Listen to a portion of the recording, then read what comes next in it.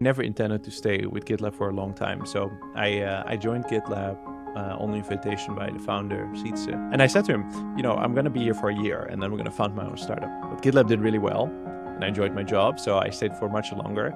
And as you mentioned, that company was fully distributed, full remote company. And one of the things that we saw there was, one, this is obviously the future of how companies are going to be built. There were so many advantages for individuals as well as for the organization itself, but we were struggling with this one part, which is we would find somebody great, but now how do we pay them? How do we stay compliant? How do we make sure we can actually provide them benefits? And although there were many companies, and still today, that were saying that they solve all those problems, they tend to make things a lot more difficult. They were really poorly ran, they were really expensive, and so I figured I can probably do this better. And so I left GitLab specifically to solve that problem together with my co-founder, Marcelo. And that's what we've been doing for the past 4 years. All right, welcome everybody to another episode of The Future is Hybrid. I am your host, Kenneth Hellem, and on this show we talk to the leaders when it comes to remote work. We talk to the thinkers, we talk to the doers, we talk to the people who are really changing the world, trying to figure out what this is all about. And one of the greatest leaders in this industry, one of the people who has had a significant impact on the future of work and remote is the CEO of Remote.com, a great name for the topic, Mr. Jaap van der Voort. Welcome to the show. Thanks for having me. It's a pleasure to have you on here. I have been looking forward to this conversation for quite a while. I looked you up, did some stalking prior to this call, trying to figure out what's the background of this dude. And one of the things that popped up that I didn't expect is that your most rated skill on LinkedIn is neuroscience. Yeah, I have a formal training in neuroscience. So I studied neuropsychology, and then I later specialized in neuroscience and cognitive neuroscience. And I worked as a researcher for a few years. So I worked on figuring out how the brain processes information. I mean, what does that even mean, and how do you apply it? Well, I did. What it means is we don't really understand how the brain works, right? And so we know we have a whole bunch of neurons and a bunch of other cells, and we know that they fire, and that somehow represents information. But we don't actually really understand how it represents information, especially not more complex information beyond just like simple things like sine waves and like lines, for example. I did experiments to try to figure out, what kind of activity, represents what kind of inputs. And that's it. And it's fundamental research. So like fundamentally trying to understand how the brain works. So how do you apply that? That's it. Outside of that, not very much. No, super interesting, but it's not at all what we're going to talk about today. You went from neuroscience, you went through a product role in another great remote company at GitLab. And then 4 years ago, you founded Remote.com. Yeah. In 30 seconds or less, what is Remote.com? We make it possible for you to pay and hire people in other countries. That's it. Pay and hire people in other countries. And why is that significant? If you have a business and you want to hire somebody, you have to provide payroll. You have to pay them somehow. And depending on where they are, it might be somewhat easy or incredibly complex. And so we make that easy for anybody, anywhere. And historically, it has been a relatively complex way of operating. If you're a company, say you want to hire somebody in a different country, my company is in Stockholm, they hired me in Spain, you'd have to set up a legal entity, you'd have to figure out how that market works. You just take away all of that pain. That's correct. Yeah. We the way we build this company is we set up entities ourselves in every country in the world. And through that, we provide payroll and benefits and compliance. And we can employ people directly through them, or we can pay out contractors, whatever else. So yeah, we did that difficult work up front, and then we allow companies to make use of that infrastructure. And we have experts in-house to actually facilitate all of that. So what's the origin story? Why did you leave GitLab and go off and become the CEO of Remote? Never intended to stay with GitLab for a long time. So I joined GitLab on invitation by the founder, Sietse. And he said to me, and I said to him, I'm going to be here for a year and then we're going to found my own startup. But GitLab did really well and I enjoyed my job. So I stayed for much longer. And as you mentioned, that company was fully distributed, full remote company. And one of the things that we saw there was, one, this is obviously the future of how companies are going to be built. There were so many advantages for individuals as well as for the organization itself. But we were struggling with this one part, which is we'd find somebody great, but now how do we pay them? How do we stay compliant? How do we make sure we can actually provide them benefits? And although there were many companies, and still today, that were saying that they solve all those problems, they tend to make things a lot more difficult. They were really poorly ran. They were really expensive. And so I figured I can probably do this better. And so I left GitLab specifically to solve that problem together with my co-founder, Marcelo. And that's what we've been doing for the past 4 years. So you had a problem that you really felt that you had experienced, and it's like, okay, it needs to be a solution, and you went off and created this solution. That's basically the main driver for me is not so much I want to have a business. The main driver is I see this strange inequality in the world, right? If you are born in a particular place, your chances of getting a well-paying job are significantly higher than if you're born in another place, which is fine if that job is very locally specific, but actually most of these jobs are knowledge workers, right? These are jobs that can be done from a computer by anybody that has access to the internet. And so from my point of view, if you are a great programmer or if you're a great marketer, but you just happen to live or you don't want to live in a metropolitan city or whatever else, you should still be able to have like access to great opportunities now.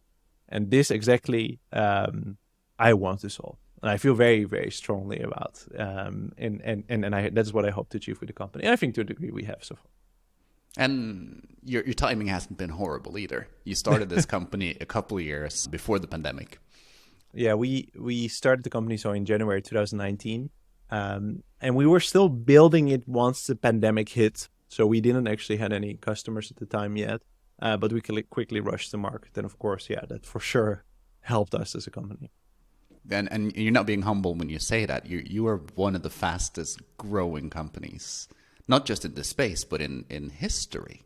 Tell me a little about the growth journey. We knew that there was a lot of demand, right? So from day one, we started talking with prospective customers. There was already some build-up demand for this.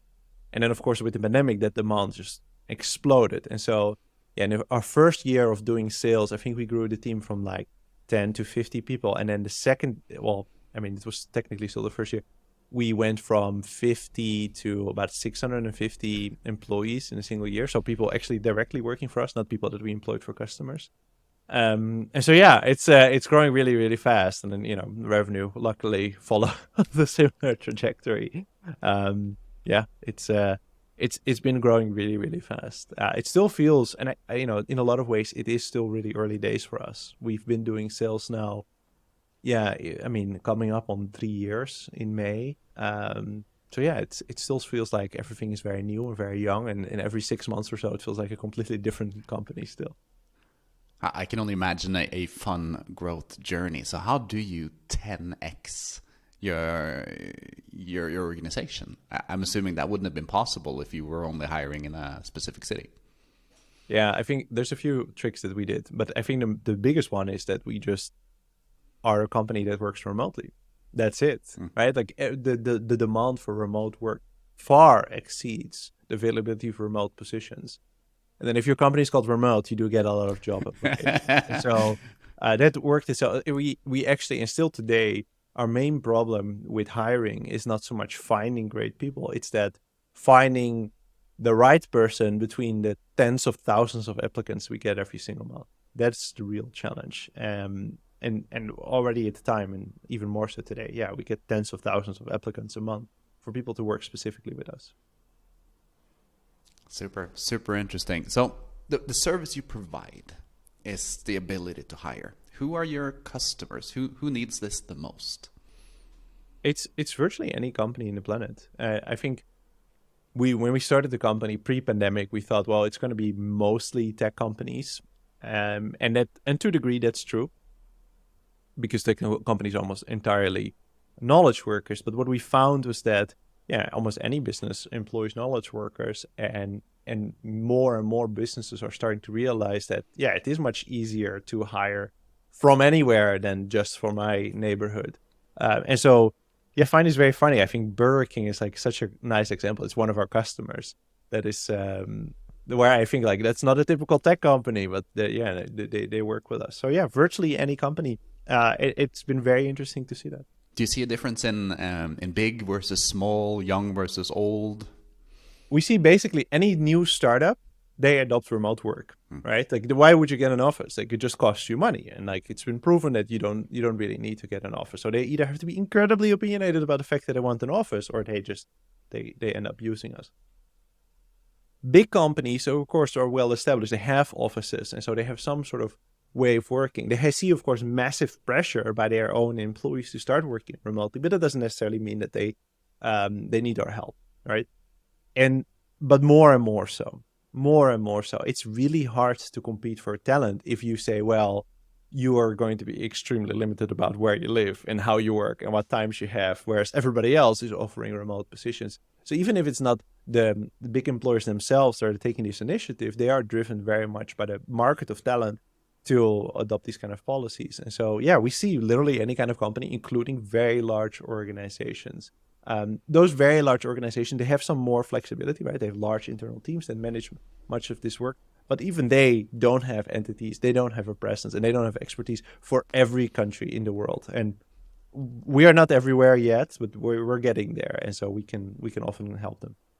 It's incredible. It's services I have personal experience with, and it just changes the way you recruit. I absolutely love it. Some of the things I wanted to touch base with you on is how to build a remote company, and also what's the difference between building a company from scratch versus transitioning an existing company. So you obviously built this one from scratch. What are some of your biggest learnings in being remote from the start? It's easier, right? Let it be clear. It's much easier to be remote from the start, especially if you're fully remote, than it is to transition. The one thing I always say is that you have to be incredibly intentional about the way you design your organization. And if you do that, and if you really clearly write down and communicate, this is how we operate in this organization, whatever that might mean, that's going to help you a lot, because that's sets everybody in the right mindset. That creates a lot of structure around the way that you work, and then it's much easier to go from there. That is the most important thing, and then being intentional about that regarding everything, about your values, about how much time you want to be in meetings or not at all, where you write down things, how you bond with each other, and whether you prioritize that, whether you get together or not. And what you do exactly is up to you, and what kind of organization you want to be in. But as long as you're intentional about it, and you keep revising it as your company grows and goes through different challenges and changes and whatever else, I think that's the most important one. Just being really intentional about things that in an office environment are basically free, right? Everybody knows what to expect in an office environment. You're in an office probably during the day. But in a remote environment, you don't get those base assumptions, and so you have to be intentional. So intentional documentation, making sure everyone's literally on the same page. What are some of the things that went wrong? If you had to do that, if you had to do it again, what would you do differently?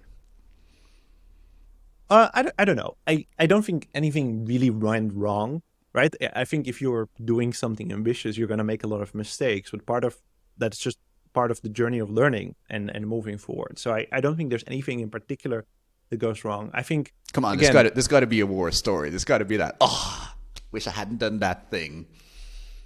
No, I don't. It's very specific things that I think about, like in particular projects that we started that went nowhere. But if I were to do it again and I didn't, I would probably try the same thing, right? Because you come from a right intention and you're pragmatic about the decisions that you take.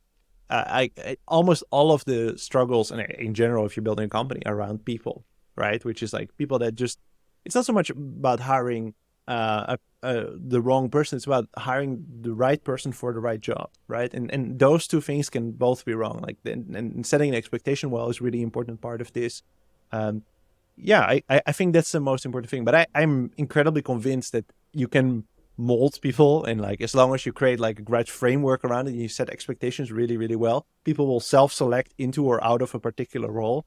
And there's certainly been times where I could have done a better job there. But there's one thing in particular where I feel very strongly like, oh, that was a massive mistake. related to how we built the organization, how we structured the company? No, because all of these were learning moments, and we kept iterating on it. I think it's really difficult to build a company, period. I think being remote or not doesn't really change that. No, but you seem to have done an okay job, at least so far. So far. Curious to see where the future brings you. The other part of that question is, okay, if you have a company today and you're in office, you've built your company around an in-office culture with in-office structures or lack thereof, what are some of the advice you would give leaders of these companies in transitioning towards hybrid and remote? First off, I would say you have to be fully committed to it. Whatever it is that you want to do, you have to be fully committed to it. And being fully committed, it starts with management, right? The boss, whoever they might be, they have to set the example from the start. So if you say, well, we're going to go fully remote or fully hybrid, and then however you define hybrid, whether it is particular days in office or not, the boss and the entire leadership team must do exactly that. Because if they don't face the same problems that might arise that then they have to solve, and they have most leverage to do so. That is the most important thing. And I think that's a really large, but in general, it is a really big change, because you're saying essentially we're going to communicate and work together in a completely different way than we had before. And so it inevitably is going to go wrong, because you can't anticipate everything that will work from the get-go. The most important thing I would say is, everything that is common knowledge should be immediately treated as no longer common knowledge, like about the way the office works, the processes, the way you communicate with each other, how information is shared. That immediately has to completely be reset, and you have to start thinking about, where do we write down information? How do we share it? How do we make sure people have access? How do we, those kind of things you have to formalize from the get-go. And then again, be really clear about the intentions that you have and expectations that you have around how people should act, where they should be, how they should be online. And there's a lot of different opinions on how you should do it, and I have ideas about it. But the most important thing is that everybody's on the same page. This is how we work together, and we all work in this way. I think there's no situation where it works well to have different groups of people, right? I think it's never a good idea to say, well, we have a group of people that is remote and a group of people that's in office. Or even what I also don't think works is having a group of people half in the office, half remote, and then a group of people fully remote. I think that doesn't work either, because you create like a multi-class system where some people have better access to others than others. And so those are the real big challenges that you're going to face up front. And there's a lot you can do to prevent it, but it's going to be difficult. And you have to be super committed to try to make it work, because there's no template that you can follow, right? The office template is really straightforward. We are every day, all of us in the office from 9 to 5. And if you do more or less than that, that's up to you, and like we'll figure it out. But that's what we do. And everybody understands that, and it also solves a lot of issues. But there's no, this is how you work in a remote setting, or this is how you work in a hybrid setting. There's nothing that says, well, this is good or this is bad. I think there's my opinions, but we don't have like the decades of experience of doing exactly that will inform us to do it in a particular way. And I would argue that the office way is not a good one, but at least everybody is on the same page on what it looks like. But that's an interesting point, because to get leadership buy-in and get them on board walking in the same direction, there's got to be a why. And you touched upon the office is not a good one. What would you say are the greatest benefits of working remotely? The greatest benefit is that you're not actively making people's life worse by restricting their freedom. Right? If you do work that doesn't necessitate being physically in a particular location, requiring people to do so, it means that you are restricting their freedom in time, but also their freedom in space. They can't live in the location that they want to live. Now they have to live close to an office. They are not fully in control of their time because they have to commute, right? And they might have to be in a particular time in the office, and that is very rigid. And I'm not saying that you have to be all free, but you can give a lot more freedoms to people. And that's the primary way. And if you have happy people, they're more likely to do better work. Like, I think that's the primary way. Beyond all the other benefits, right? The immediate one being, if you work remotely, it's much easier to find talent and hire them. But that's the primary one. And I think that's the most important one, is that you're not doing something just for the sake of it. You now have to be intentional about how you structure work and how you work with people. And that's much more fair for everybody. And what would you say to the people who are holding the banner of come back to the office, return to office? I don't have much to say to them. Like, you can take a losing position for all I care, but like the talent will favor, right, and will win in the end. It's really straightforward. There will always be, going forward, employers that say you can work remotely for me. And those employers will win the talent that is interested in that. And it turns out that the majority of people want to have some form of flexibility there. And so if you're saying, well, I'm not willing to offer that, you're restricting yourself to a small group of people that happen to be local and are willing to work fully from the office. And yeah, if that works well for you, and if it works well for those people, good for all of you. I don't really, you're not actively causing me harm. It's just that you're probably causing your business harm, right? Like, because you're limiting your options and you're limiting your ability as a business to hire people, but also, to restrict costs, right? Like, if you say, well, we're in an office in San Francisco, and you can hire people for probably a third of what you would pay people in San Francisco, and they would still be paid incredibly well anywhere else on the planet. So, and have an ability to live their best lives. Yeah, and they would be happier. Yeah, exactly. Maybe. Exactly. Okay, so we've talked about the previous 4 years and to the point you've gotten today. If you were to look into your magic ball, what are some of the major shifts you will see the next 4 years? How do you think work is going to change? I don't think there's anything major that's going to happen, right? I think the same thing will continue to happen, which is more employers will start to work remotely, more employers will start to hire internationally, and more of them will say that office is the end all, be all, and we should all be in the office. But the landscape has shifted permanently with the knowledge of everybody. Like, it's become a general thing that you can work remote, and that is just going to continue slowly. The kind of shift that we saw happening in the pandemic, that won't. I mean, I wouldn't know what would change meaningfully for that to happen. I think the state in which we are now will just get better if you are pro remote work and building this kind of thing. I think that will just get better, and it will get more comfortable with, organizing these things. We'll get more comfortable with working asynchronously, and maybe we'll have less and less problems doing video calls. And is this on? And can you see my screen? But I don't think anything major is going to happen. I think that is being over optimistic. I just think that we'll see much more of these kind of trends that we now see in like early remote first companies, like unlimited time off, flexible time. Those things will start to seep into larger organizations and become more of a common good. And with that, you'll see less people moving into a city or on the outskirts of a city because they have to, and more elsewhere. But those things take a really long time. It takes decades for large changes like that to happen. It's just that the pandemic just like removed an entire decade from that shift. We fast forwarded 10 years, right? Yeah, I think so. But I still think that there's a few decades to go before every employer is like, you don't have to be in an office for a desk job. Like, you can be wherever you want. I think that will take a long time. All right. Excellent. I think that's a good place for us to round it off. Thank you so much for coming on the show today, for sharing your story and for sharing your insights. It has been a pleasure talking to you. Likewise. Thanks, Ken. All right. Have a good one. Ladies and gentlemen, today's episode was brought to you by Bellico, helping companies go from in-office to hybrid, aided by subscription-based furniture for your office and your home office. As always, I am your host, Kenneth Hellem, with another episode of The Future is Hybrid.